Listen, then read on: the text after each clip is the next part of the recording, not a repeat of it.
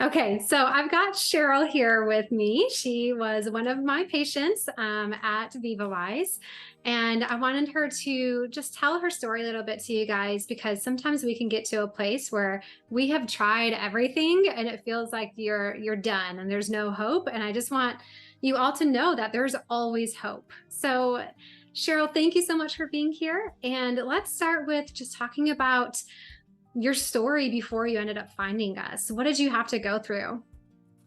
Well, I went through a lot. I have always had kind of a digestive issue. You don't really realize it or put a name to it when you're younger because all the other things that are going on in your life kind of sidetrack those things. And as I got older and realized it was dictating more and more of my life and not allowing me to have the freedoms that I felt, I started seeking help because I got progressively worse. I had constant constipation that got worse and worse, digestive issues, always felt hungry, could never eat an overabundance of food at one time, but I would find myself snacking on things that really didn't fill me up, but made me feel like I was okay. So after many years, 14 years, I Wow. was seeking help through my primary care physicians because I've had a couple because of moves. Um, and being sent to, I saw a total of 6 gastroenterologists over a period of 14 years. They were all kind and they all ran multiple tests. Well, not all of them, most of them, some of them extremely invasive. Um, I always got sent out the door kind of with the same thing. Well, you've got just this chronic constipation, and I had them tell me things like, watch your diet. I had another one tell me, just eat what you want because you'll never correct this. I had a couple of them talk about very drastic surgeries that scared me. And so, after many years of doing that, and when I finally went to the last one, she was very nice, but again, no answers. And I had made a decision in my heart that if I didn't figure out some way to get some help, that I was going to just resign myself to the fact that this was my life and I had to have some acceptance to it and quit fighting the battle because I was losing it and it was affecting everything about my life. Could you give an example of what it was, how it was affecting you? Um, a lot of it was my husband and I, we started traveling a little bit more over the last few years. Our first big trip, we went to this beautiful resort in Florida. It was gorgeous. Um, Everything about my gut dictated what we did. He would want to get up in the morning and make coffee and go walk on the beach. I so wanted to do that. That was not always possible because I had a routine that I had to stick to if I wanted to be able to go out and enjoy and eat the rest of the day.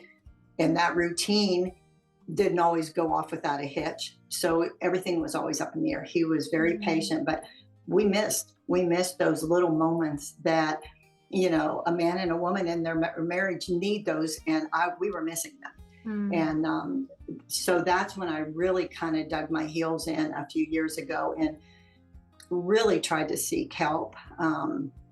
We go to friends to stay. I was too embarrassed. I've never told even my very closest friends the problems. So I would go days without going to the bathroom. So I would not eat very much. And it was just this constant cycle. And then I'd come home and I would be just absolutely, totally out of whack for days until I could figure Mm. out a way to get myself back there. So, in saying that, I really pushed forward. I met with my primary care. I asked for a lot of help, and she was great. She sent me to all these doctors she thought could help me, but there were no answers. There were no answers. So I started out. I found a physical therapy place that works specifically, not totally, but specifically with women with problems from childbearing to things that I was dealing with. And I started with them, and they were great, and they worked with me. And I did make a little progress with them, but they were kind enough to tell me okay, now we need you, we would like to see you do the next step. And then that's when they gave me your name. And I thought about it for a while, and my husband and I talked about it. It's like one more one more step. Do I really want to put myself through one more thing? The rejection and the inability to feel better had so consumed my life that actually it became my normal, and that scared me probably even more. Mm. So I contacted you, and the rest is history. That was very brave of you to be like, this could be another, nail in the coffin for me. This could be another thing that just drives me to more hopelessness. And yet I'm Yes. going to do it anyways. That was Yes. just very courageous of you. So during your time with us at the practice, what was that like for you? Like, did it feel fast or slow? Was it overwhelming? What do you think it felt like? When I first met you, I felt comfortable with you, and that's the first thing for me. And then we we talked a lot, and you didn't overwhelm me in the beginning. We talked about some generalities, and you wanted to know more about me personally, which nobody ever asked me those questions. So that for me was very good. You asked me to kind of talk a little bit about my past, way back to my childhood. And I think because you were looking at tools of things to help me in the beginning, I didn't really recognize that, but as time has gone on, so I will tell you, in the beginning, I didn't have much faith in it, and I was skeptical. And you were not pushy about it. You gave me the tools and asked me to try it. You also said patience, patience, and we may still be working on this in a year from now. And you're basically, to me, you were, can you do that? And I'm like, yes, at this point, I have nothing to lose. So you sent me the don't eat this or try not to eat that. And here's a new way to try. And I will tell you, the first few weeks, I was a basket case. I couldn't figure out what to eat, how to eat it, where to buy it, what to do with it. And so I was a nervous wreck. But then our next meeting, we talk a little bit more, and you grounded me each time. And each time you grounded me, I took a deep breath and looked at that paper again.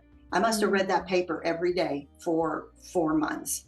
Yep, there's a lot of information in there. There is, but when you allow yourself to peel back all the frustration, and that's what you did for me, you allowed me to be frustrated, to vent those things to you, and then you gave me an avenue or a path to try to follow to get rid of some of those things. It's I have said this to you a half a dozen times. You you have saved my life, and I mean that with everything of my heart, because I was willing to settle for something that I didn't even know I needed to settle for. Mm. And you gave me the tools, the courage, and to move forward and be brave enough to admit that you have to make these changes if you want to have a good life. And it has changed everything about me. I am so blessed that I have made connection with you. And I hope women out there that even have just the slightest little thing going on say, you know what? Why don't I get help with this now before it's a full blown thing that almost brings me to my knees or alters my life so much that I can't have the happiness that we all deserve. Ah, preach it, Cheryl. That's amazing. Yeah. So for those, if you're listening, I just want you to hear Cheryl's words that she wasn't like, oh, I just love to change everything about my diet and to get rid of foods that I love. Everyone who needs these changes is going to feel frustrated and overwhelmed and, restricted, but we can move through that and we can move past that. And there is joy and satisfaction on the other side, regardless of what changes you actually end up needing to stick with, because it's all about how we view it. And that's what we, want to be able to help you with. We don't want the fact that changing your diet is hard to be something that stops you, because we'll be with you every step of the way. And so she was overwhelmed. She's, a little bit frustrated and doesn't know what to make. And yet, here she is on the other side of that, and is able to make empowered decisions about what you decide to eat, and then kind of watch and see how your body responds to it. And you're not following like a strict list of eat this, not that. You're Right. following what makes your body feel good and what kind of health outcomes you're looking for at this time. So Yes. thank you for sharing that. Anything you want to add to that? I just, in the beginning, it was hard and I didn't see any little victories in the beginning. All I saw were obstacles and this challenge to me. But as time went on, and when I look back, there were little victories, and they were small in the beginning, but as we went on, and I was like, this is changing so much about how I feel, and I wanted to feel well. I wanted to feel well, and now I can tell you that you more than helped me meet my goal. My goal Mm, was to only have to assist myself periodically to have get rid of my constipation. Gone, gone. I am well. Yeah, I still have some hurdles because I will admit that I have a tendency to kind of slack back to where I was. And it's a thing about, do you want to be healthy or do you really want to eat those cookies? And so, it's a teachable moment just on its own for learning that we have to take care of our bodies, and everything we put in it has some effect one way or the other. So yeah. it's been a life lesson for me also. Anything that's worthwhile requires intentionality and constant maintenance and upkeep, whether it's a Yes. relationship, our finances, or our body. There's never like, oh, I'm done with my health. Check that box, move on to other Yes. things for the next 5 years, Yeah. But you're, feeling so much better and you're a lot more in control of your health. So, what have you gotten to? What does your life look like now? How is it different than what it was before? Well, we travel a lot now because Joe's retired. I have two grandsons that play baseball, so we travel all over the place and we love to go. And now I don't have to pack that extra little bag with me to help me stay on my routine. And I don't have to figure out how am I going to deal with my bloated gut and my headaches and all the other things. Not that, I mean, it's not like this miracle that I never feel anything like that, because we do, but everything is just so right for me now. And I feel like my whole being, it's almost more of an emotional release for me than it was the physical, because Yeah. I don't think we realize the strain and the stress of having a situation like that. I know it sounds like I was like horribly sick, and I was not, but it was something that was major enough that it dictated my life. And I did not realize how much until I've gotten to the point where I am now. And I appreciate everything that you've done for me. And you've given me an opportunity to spend the rest of my old daily days feeling pretty good. And you also reduce your inflammatory markers, your blood Yes. sugar markers optimized, your cholesterol dropped 40 points, and you weren't Yes. like specifically doing anything to treat those things. I didn't put you on a cholesterol supplement or something. We just got your body healthier. And as a result, it was able to take care of some of those things for you. Yes. Yeah. So, what would you say to others who are in your situation who might say, well, I've seen a person, I've done a diet, there's no hope for me, or this just seems too overwhelming. What is it really going to take for me to get there? What advice would you give them? I would say open your mind and open your heart and find someone that cares about who you are as a person and what your emotional state is. It's not just about the physical part, because if you can find that person, then they have your best interest at heart. And there's got to be a trust factor, but you have to open yourself up to new things. And I think that in today's conventional medicine, we don't get our needs met. So if we reach outside of there to someone like you, and we don't say diet or give up this or don't do that, and it's more of in conjunction with each other, working to help you find that balance. And it's not easy. It's not easy.